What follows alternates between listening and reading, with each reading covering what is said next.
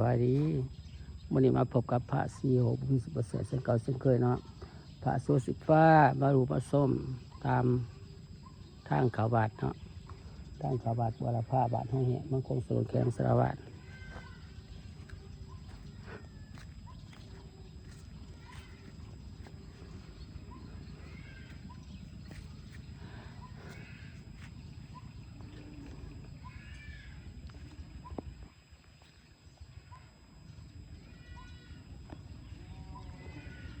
มายืนอยู่หน้ากล้องฮะเนี่ย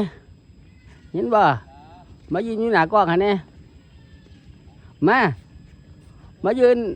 หาหน้าที่หนึ่งสบายมาแต่ใสนี่มาแต่หน้าไปยังมือนะไปเลี้ยงงัวจักตูโหได้นะงัวเนาะโอ้เป็นเสียเป็นเหี้ยเด้สะพาไปยังบอกกินบอกกาแฟบอกกินบอกกาแฟกาแฟวะเอาข่าว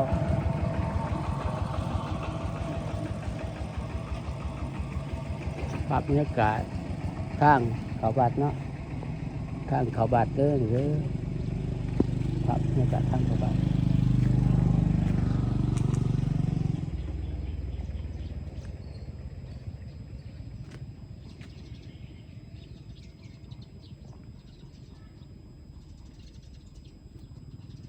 ภาพบรรยากาศทางเขาบาด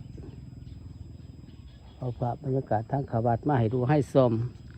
ให้FCลาวไทยต่างประเทศเขาดูเข้าชมส่อง YouTube ของพระซีโอบุญมีศรีประเสริฐให้เด้อ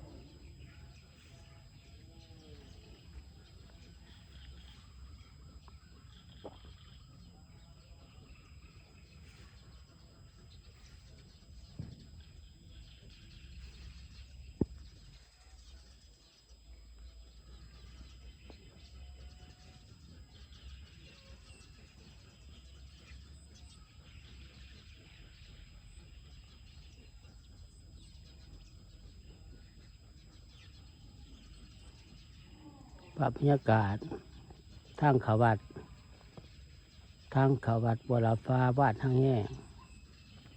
เอามาให้ดูให้ชมให้FCลาวไทยและต่างประเทศเขาดูเข้าชมส่องYouTubeของพระซีโอบุญมีศรีประเสริฐให้เด้อกดไลค์กดแชร์เนาะกดติดตามให้เนาะ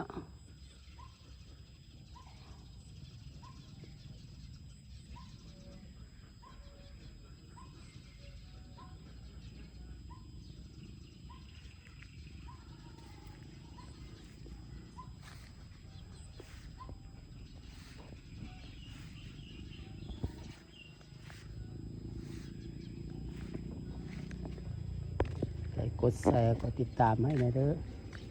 ภาพบรรยากาศทางเขาวัดไปเอามาให้ดูให้ชม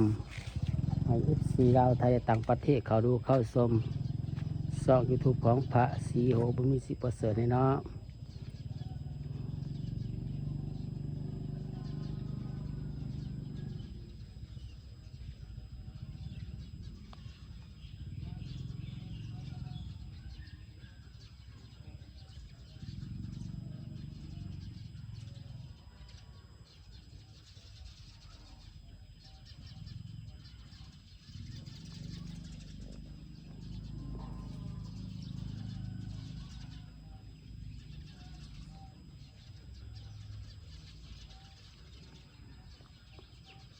ภาพบรรยากาศ